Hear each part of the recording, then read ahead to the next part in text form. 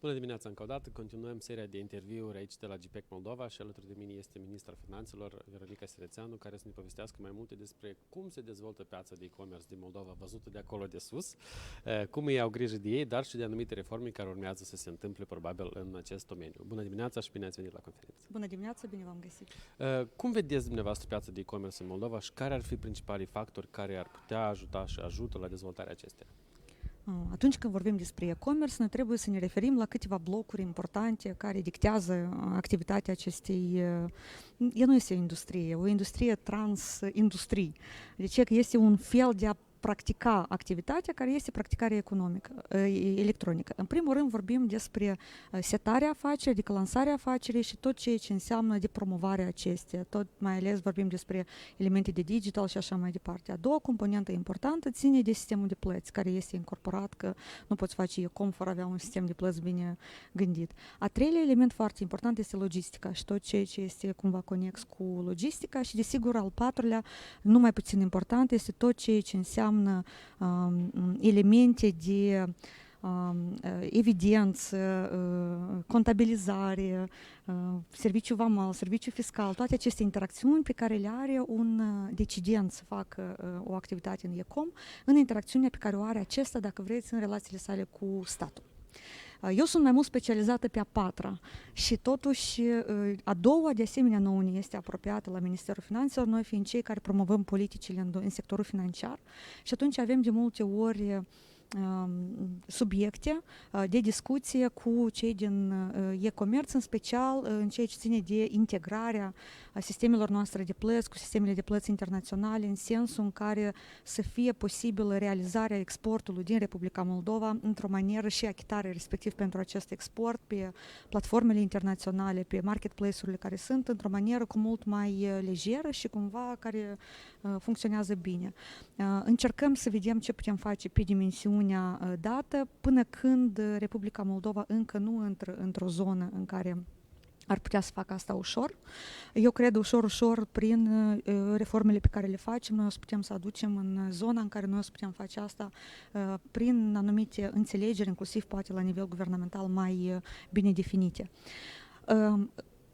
Normal că, ca și orice domeniu care se dezvoltă, asta iarăși nu este neapărat un domeniu, este așa o formă de activitate, s-a dezvoltat mai întâi într-o manieră așa mai wild, adică se dezvolta de la sine, cumva fără reguli foarte Wild bine. West. Un pic era și Wild West pe alocuri.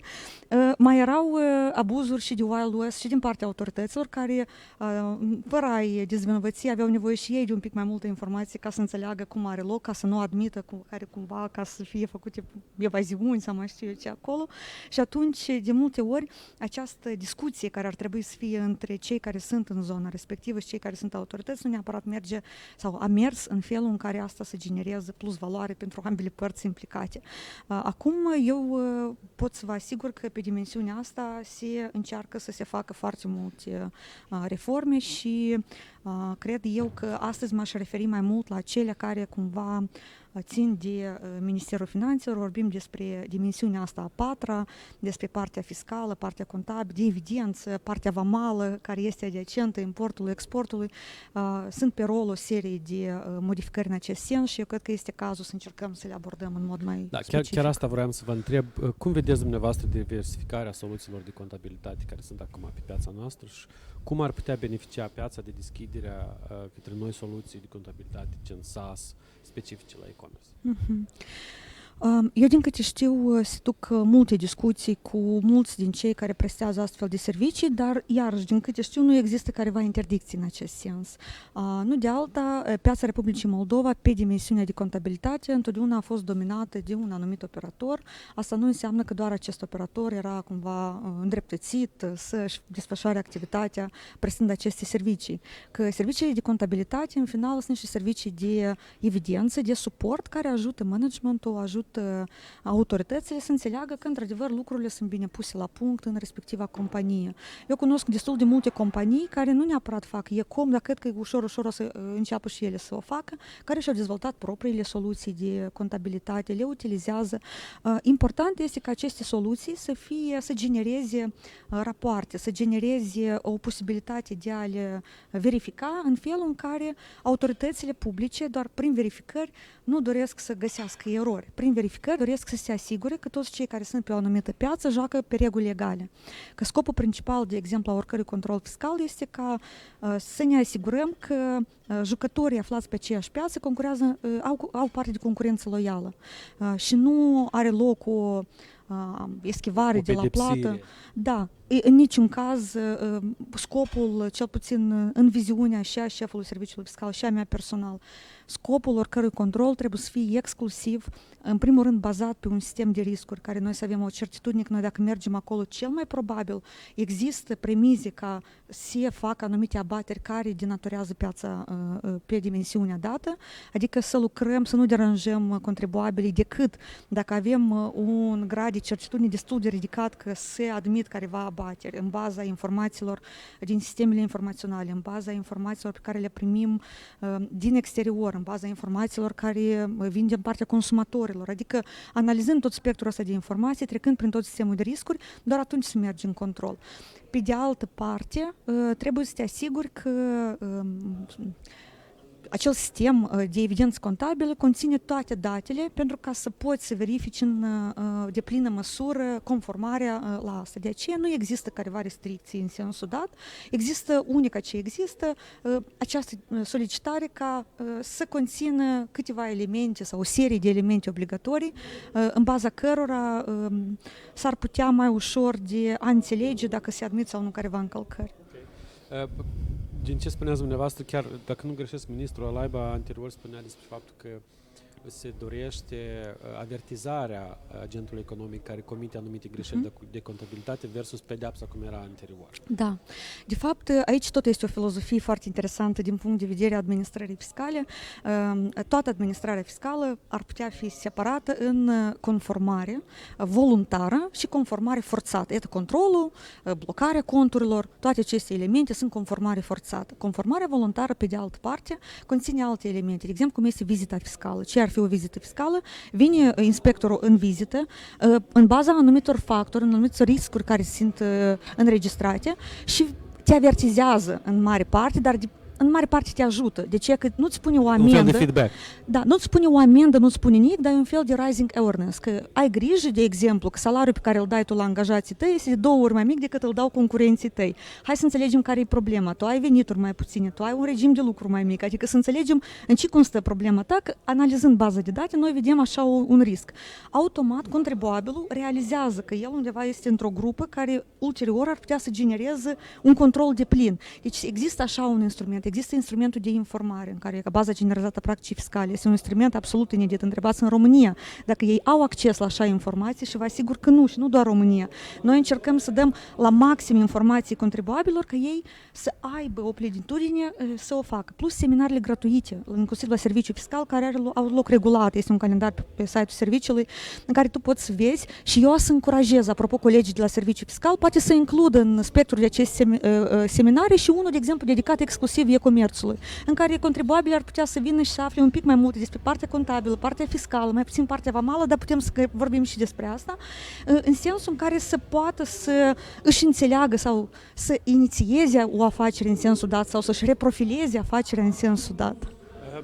Probabil mulți se întreabă când vom putea avea bonul fiscal electronic expediat printr-un e-mail consumatorilor de servicii. Da.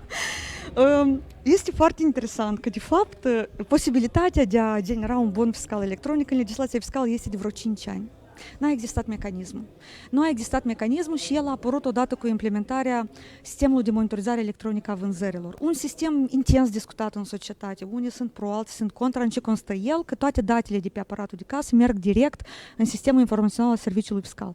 Doar că atunci când asta se întâmplă, de multe ori asta poate fi incomod doar dintr-un singur punct de vedere. Dacă nu neapărat vrei să arăți toate veniturile care ar trebui să le treci prin contabilitate. Sau, dacă există oricare altă incomoditate, ea trebuie exclusă. Și din câte știu, colegii de la Serviciul Fiscal au lucrat foarte mult la asta, inclusiv încercând, și acum o să fie următoarea fază, că noi am implementat începând cu 1 ianuarie la o parte, apoi 1 iulie acum vine a doilea grup și apoi 1 octombrie vine al treilea grup și ușor o să fie toate aparatele de casă conectate. Ce este important aici? Că noi încercăm să vedem acum, având această informație online, ce putem noi simplifica din alte dări de seamă. De exemplu, dacă deja am tot acest volum de date, poate anumite poziții, poate chiar anumite dări de seamă care erau prezentate anterior, nu mai trebuie să prezentate sau forma lor poate fi foarte diferită și la moment toate dările de seamă, de exemplu la serviciu fiscal, se prezintă exclusiv electronic. Tu nu mai poți să mergi în fizic la serviciu fiscal, doar exclusiv electronic din acest an se prezintă dările de seamă, ceea ce este foarte bine, avem un indicator foarte bun. Toți se bucură. Știți, e dual. Sunt unii care mai întârziau cu dările de seamă și atunci era comod când dădeai o dată anterioară. Acum electronic nu mai faci, că ai tracking-ul pe viu a modului în care ai interacționat cu autoritatea. Pe de altă parte, din ăștia nu sunt așa de mulți. Eu vreau să zic că gradul de conformare a contabililor, în mare parte a contribuabililor, la cerințele fiscale este tare ridicat, inclusiv din cauza că Serviciul Fiscal a investit foarte mult în digitalizarea interacțiunii cu autoritatea. Mai mult, acum se discută că poate pe pagina Serviciului Fiscal să fie creată și posibilitatea prin care mici antreprenori, cei care au una, două persoane sau fac afaceri de sine stătător, în genere să nu aibă nevoie de un sistem de contabilitate per se. Tu doar îți introduci inputurile în sistemul Serviciului Fiscal, operezi prin factură electronică, Serviciul Fiscal odată într-o perioadă de timp îți generează obligațiile tale, tu doar le achizi dintr-un cont unic în care tu pulsezi niște bani de pe contul tău bancar și asta este toată interacțiunea ta. Deci se lucrează. Eu deja apreciez. Nu, asta este o chestie care, eu o să vă spun un mic secret, eu mi-am făcut teza de doctor în fiscalitate și asta era o chestie pe care eu am văzut-o în Suedia vreo 5 ani în urmă, și nu mai mult, chiar vreo 10 ani în urmă și așa de tare m-am îmbolnăvit că am spus asta așa de tare ușurează la atât de multă lume care are spiritul ăsta de entrepreneurship și care poate chiar vor să încerce și nu sigur dacă merge, nu merge, un fel de sandbox în anumite activități. Și iată, de exemplu, pentru persoanele fizice independente este activitatea independentă. E un sandbox în fiscalitate. Că tu nu te înregistrezi, nu faci nimic, doar declari la fisc că vrei să faci asta, fiscul face ce are de făcut pentru tine, tu achizi ce ai de făcut, vezi că nu merge afacerea, îi spui bun, mulțumesc, asta nu merge și merg încerc altceva. Deci, iarăși, e o inovație. Nu prea sunt în zonă sandbox-uri în fiscalitate. Plus cu toate, să zic așa, adiacentele sau colateralele care sunt legate de aceasta, vă spuneam. Și Serviciul Fiscal vor fi gata asta să facă de la 1 iulie cu sistemul ăsta de ținere, hai să zic așa, contabilității pentru contribuabil, care e o singură persoană. Asta e unica condiție, tu nu ai angajați, adică tu ești de sine stătător, tu nu știi dacă vrei să te dezvolți, nu înțelegi dacă e domeniul tău sau nu, noi ajutăm inclusiv prin asta. Acum revin la bonul electronic, îmi cer scuze că am pornit-o de departe și am ajuns aici. Cu bonul electronic. Vă spuneam că odată... Dacă o să puteți succint. Sigur. Odată cu implementarea MEV-ului, sistemului respectiv, noi am început să avem posibilitatea să o facem. Planul nostru este că până la final de an noi să putem implementa în plină forță. Ca atare planul e până la 1 octombrie, dar vreau să vă zic până la final de an, că știți cum, alpha version, beta version, să ne asigurăm până la final de an noi avem toate versiunile testate în așa fel încât fie pe telefonul mobil, fie pe poșta electronică, tu să-ți poți lua bonul fără ca să trebuiască printer pentru tipărirea acestuia. Bun, eu vă mulțumesc foarte mult că ați găsit timp să veniți astăzi aici și presupun că pentru cei care vor să afle mai mult pot să intre pe site-ul Serviciului Fiscal și o să fie poate curând o secțiune dedicată și e-commerce-ului. Da, Mersi cu mare mult. drag.